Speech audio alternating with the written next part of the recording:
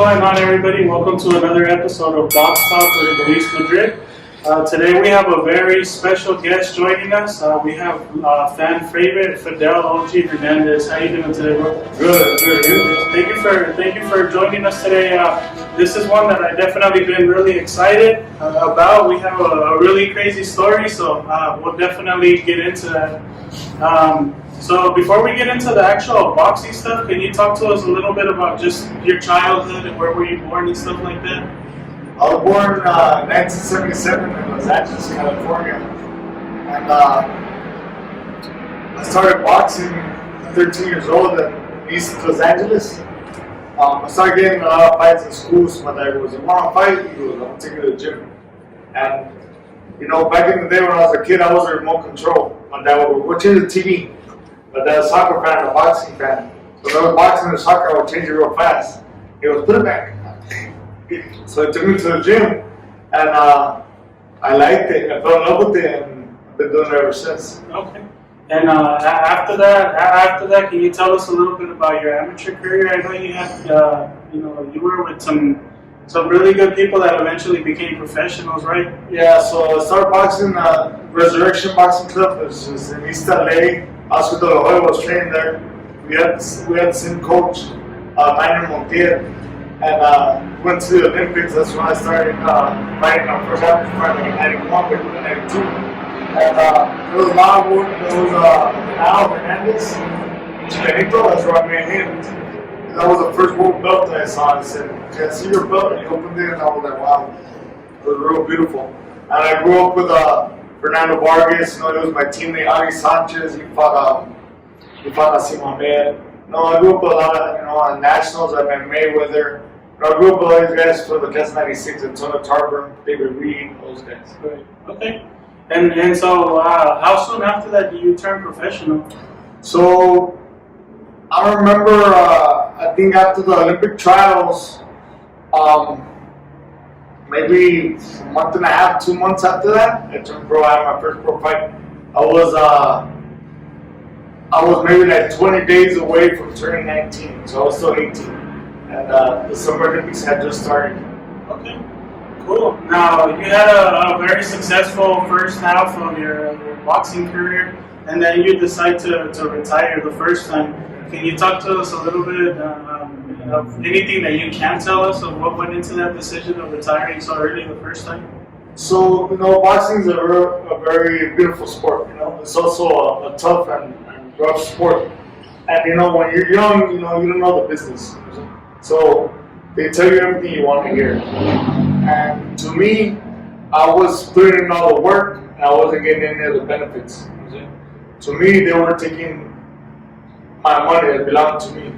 They would tell me, hey, for example, they offered me a fight with Roberto Duran in Canada, the main event, USA Tuesday Night Fights. They offered me $10,000. To me, that's a little bit to fight Duran on national TV. So what was the money going to? And I said, no, that's a little bit. No, take the fight. You're going to beat them, and then you'll make more money. No, that's what they try to convince you. Right. And, Julian Jackson. I don't know if you know who Julian Jackson is. To me, he's the hardest puncher ever. Middleweight fighter. They knocked everybody out. They offered me $5,000 to fight on the main event in Las Vegas. The main event in Las Vegas, $5,000. Come on. They're stealing my money. I said, what? I'm tired of this. I'm gonna just start working. And the next thing you know, 16 years went by. I said, man, I need to come back before it's too late, And I wanted my daughter to see me fight.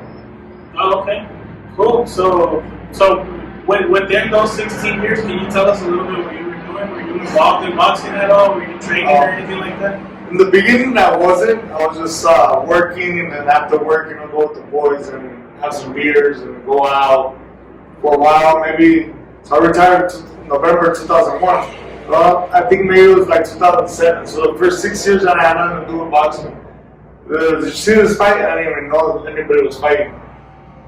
But then in 2007, I started training kids, and I did that for about 3, 4, 5, 6 years. Time went by fast. And then I tried to make a comeback during that time, but I got stuck in the weight, and I was like, I just started partying again. This time I took it serious. Okay, cool. And that's what I did want to get into is that decision to actually come back. I guess you kind of answered it already. It was mainly because you wanted your daughter to see you fight, and I'm guessing the fire was still in you. Yeah, well, so this is what happened. I was training this guy, a friend of mine. He's a wide receiver he was a wide receiver for Arizona State, Denver Broncos, and the Miami Dolphins. And we went to a gym, and I was giving him mitts, and then he wanted to move around with me. You know, this guy is like 6'3", 6'4", tall guy, wide receiver. And he was pretty decent, but he obviously wasn't a pro. But we started sparring, and the whole gym stopped and watched me. I think everybody, like, coaches sparring. And when I got those sparring, everybody came up to me like, "You still got it, you still got it." And I said, "Man, I'm gonna give it one more shot." And that's when I got a hold of Robert here, for Ryan, I said, "Hey man, I want to fight." And they said, "Are you gonna fight this day?" I knew it was serious, so I decided to win. Okay. Do you remember how soon after that it was gonna be, or how much time you had? I think when I told them, 4 months later, I was fighting. So I lost 60 pounds in 4 months. Yeah, that's crazy. And talk to us a little bit about that. Just how is it again starting to lose weight? How did that first punch feel like in sparring after so long, or the first punch in a fight?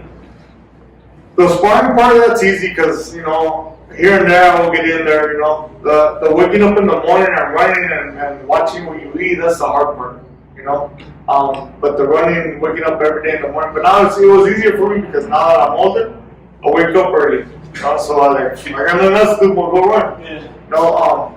But in the fight, actually my first fight when I came back, I don't remember the guy's name, but it was in October 2017. He actually stunned me with a punch. I was like, holy shit, I'm really doing this, He caught me with a hook, he just didn't see it. And that's when I said, oh man, I gotta take this guy out. That's when I went at him. But he woke me up quick. Yeah, for sure. Did you have a lot of fun that second half of your, when you came back? I know you were a huge fan favorite, not just here in Arizona, but even when you would go to like Indiana and, you'll fight their fighter, and then after the fight, they're cheering your name. Yeah, I mean, I loved it, but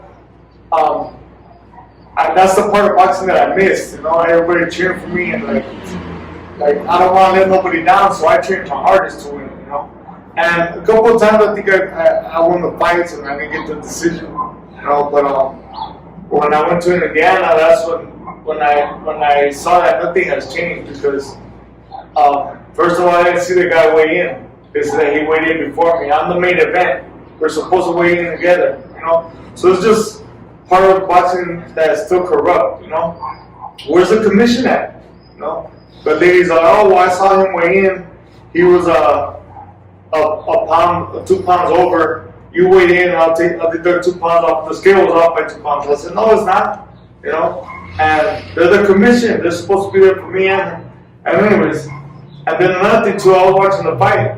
He hit me low blow in the first round twice, and it was they just gave him a warning. I hit him in a low blow in the 5th round, and then I was watching the fight 2 minutes and 15 seconds into the 5th round, and then the clock just stopped, right? And then when he said fight, it was 10 seconds. So they cut it short 30 seconds the round because I jumped. So that's protecting their fighter. That's what I'm saying. It's corrupt. That's a part of boxing that I don't like. Yeah. So it's just you put so much into it to have politics and stuff like that kind of ruin for you. Yeah. And I agree with you. I've seen the majority of your fights the second time around, and you've got some pretty crappy decisions a lot of times. So yeah, well, I'm old, so they figure, he's already gonna retire, but why do you want a younger guy to win the fight that can't even beat an older guy? If you're gonna win. If you lose like a man. Right. So was that one of the things that kind of led to retirement the second time, or did you kind of go into it knowing, I'm just gonna do 4 fights or 5 fights or whatever, and then I'm gonna be done? No. I knew I was gonna fight more than one time. I don't know how many. Yeah. I actually ended up fighting 9 times. Oh, was it? Yeah, 9 times. So I ended up going 4-4-1, you know, which is not bad. It's 500 record, you know. But I actually wanted to do 30 fights. I have 29, but I'm done because the last 4 fights that I had, there was always something hurting me. My shoulder would hurt. In the next fight, my knuckle would hurt. The next fight, my knee would hurt. You know? So like, I'm done because winning is tough enough. Not to go in the fight with a disadvantage is even harder. So why even? Okay, for sure. And so what can we find Fidel doing nowadays? Are you cornering anybody? Are you just training people or training yourself? I'm just training people, you know, private lessons, you know, no fighters, just people that want to stay in shape. I train myself, I go on the mountain, I do high yoga. If you never tried high yoga, you need to try it because you sweat so much, it's like you're in a sauna. Right. And you're not even working out, you're just stretching. That's how you stay thin. And I started my own OG Boxing, you know, which is a promotion company, but I don't have promotions. It's called OG Boxing. And I was looking for a date to put on my first show when the pandemic hit, you know. So I was just waiting for it to go away, so we'll start our first show. Okay, for sure. And yeah, I definitely see you on Instagram. I know you're a big hiker. You like going to North Mountain and stuff like that a lot, and always inviting people. And I'm imagining that they don't show up probably. They don't. I mean, people hit me up. Hey, when are you gonna go to the mountain? Tomorrow, 5 a.m. I'll be there. Don't be late. Nobody shows up. It's like, you know, I'm old school. OG. Right. So if you tell me you're gonna be there. Keep your word. Right? So I like that. Yeah. I feel you, man. For sure. So I'll see you tomorrow. No, not on Sunday, man. Alright, man. Sounds good. Well, the next little segment that I want to get into is just some fight breakdowns. I have 3 fights, and just kind of let me know what you think or how they're going to go down. Okay. The first one's actually tonight, so this will probably come out like on Thursday. So by the time it comes out, it already passed, but you'll see if you were right. So the fight for tonight, the Leo Santa Cruz and Tank Davis at 1:30 tonight. Okay, so obviously I'm going for Santa Cruz, Right. but to be honest with you, right here, it's telling me that Tank Davis is going to win. I think he's just too strong. He's a bigger guy, you know. But I mean, never underestimate the heart of a champion because I know, you know, this guy keeps coming forward, he keeps punching. He's got to break him down, you know. But I think Tank's too strong. Okay. And then the next one is the Terrence Crawford versus Kell Brook. I think that one's like November 14th, in a few weeks. That's easy. 47. That's easy. Crawford. Yeah. Crawford's the best fighter pound for pound. Right. Okay. Both stances, southpaw and orthodox. Right. Okay, cool. And then the last one is the Earl Spence Danny Garcia fight. I think that's December. Welterweights. That's easy too. I think Errol Spence is going to take it easy. I mean, I think Danny Garcia, he's rusty. He hasn't fought in a while. I mean, I know Errol Spence coming out of an accident, but that kid's something else. I think he's in the top 4 pound for pound, top 4. Okay. Cool. And then to finish off, I do something called 12 rounds of boxing, and basically all that is just some fun rapid fire questions. Most of them don't even have anything to do with boxing. So we'll finish up with that, all right? Yeah, sounds good. All right. So the first one is, what is the first thought that enters your head when you wake up in the morning? The first thought? Yeah. Gotta go run. Run? Yeah. All right, for sure. I didn't know you still ran today. Yeah, I was run. just hiking. No, I run. You run up the mountain? I run up. Yeah. All right, for sure. Question number 2 is, you obviously have a very crazy life story, especially in boxing. So if they made a movie about you, who do you think would be able to play you? Who would play me? What's the guy name from Friday? The little Mexican guy? One of the cholos? Yeah, Next Friday? Yeah, next Friday. The main little guy. Forget his name. Did they even say his name? I don't know, but you know what I'm talking about? No More Locked Doors? Yeah, that guy. Alright. Maybe Joker. For sure. Oh, is it? Maybe Joker? Yeah, very good. Alright, for sure. Question number 3 is, I know you you kind of use the whole the OG shades and stuff like that. That kind of became a little bit of your signature when you were fighting. Sure. I know that's just your personality. That's just you. But how did you bring that up into boxing? Like, how did you decide? Oh, I'm going to take glasses and throw them to the kids or whatever. How did you come up with that idea? I mean, it's just you gotta stand out. I mean, there's so many fighters. Right. So you're gonna go to the fight and somebody, hey, did you see that fight? Which one? The guy with the shades and that guy. Oh yeah, I remember him. You want to stand out. Right. So for all you fighters out there, I've told one of my fighters, hey, wear a different color boot, wear a red one and a black one. Make stand out. Get a crazy haircut or something, so people remember you. Right. You know what I'm saying? Marketing. Yeah. For sure. All right. The next one, you kind of answered this one already unintentionally, but I guess we can brush up on it a little bit again. Question number 4 is, you being such an old school guy and being around when some of the best boxing was around, what things do you hate the most about boxing today? Or dislike? Maybe hate's a strong word. I mean, I don't know. I mean, what did I answer? You said I already answered. I pretty much said like the politics. Yeah, I don't know if you were gonna say like maybe the best don't fight the best or something like that. You know what upsets me? The scoring is way off. Right. You know, some of these judges, what fight are they watching? I think they should. I think they can't judge unless they've been a referee before, unless they referee.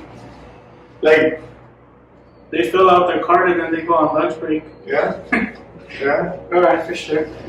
Question number 5 is, what movies have made you cry before? What movie or movies? That made me cry? Yeah, or shed a tear. Oh, man. Honestly, I can't remember, but I mean, I know I've cried before. I mean, I guess when I was little, Bambi made me cry. I was a kid, so. All right, for sure. Question number 6 is, what is a Fidel Hernandez music playlist like? What can we find in your music playlist? A lot of throwbacks and bandas, Just yesterday I was listening to Banda Machos. I like Banda Machos, and then Ramon Ayala, all that. Some of the new stuff, Bruno Mars, something up, something cool. All right, for sure. Question number 7 is, do you have any inspirational experiences as a coach? Like, have you had anybody that maybe lost a lot of weight because you helped them, or anything inspirational like that? Yes, yes. Weight, and I have about three or four clients that have Parkinson's. So like, they're not my clients anymore. They're my family, because I help them. Parkinson's is an ugly disease. You know what it is, right? Yeah. It's the one that Muhammad Ali had and Michael J. Fox had. Freddie Roach. So it makes your muscles, go like this, stiffen up. So you need to punch to keep your muscles active, So I help them, and they all thank me for that. Okay. That feels good. For sure. Question number 8 is, what used to be your favorite thing to eat after weigh-ins? Oh, steak. Steak? Yeah, steak with some, with A1 sauce. Okay. Question number 9 is, where has been your favorite place to fight at? It could be a city or a venue. My favorite place to fight at? I guess Vegas. Everybody wants to go to the big show, Fight capital. Yeah, man. I fought there twice. I was the main event one time. For sure. So that's beautiful, They pick you up in the limo, everything VIP, so it's good. There you go. Question number 10 is, what is the best life advice that you ever received? The best life advice I ever received? I mean, there's so many. I'm just trying to think. But, just keep straight, be kind to everybody. Treat people right the way you want to be treated. That's always a good one. Sure. And question number 11 is, if you could have a superpower, what would it be? What kind of superpower would it be? Let me see. Not die. Not that. I want to live forever. Okay. For sure. And then the final question is, when it's all said and done, what do you want people to remember about you the most? Whether it's in boxing or just in life in general. How do you want people to remember? That I was a straight up guy, honest, hardworking, In the ring, I gave it all, my all, you know. I didn't back down. That's it, just big heart. For sure. Sounds good, man. Well, before we let you go, do you have any social media you want to give out? Any shout outs to your fans, family, supporters, friends? I want to thank everybody, all of Phoenix, Indianapolis, Tucson. Everybody want to go see me fight on my comeback. Thank you for all your support.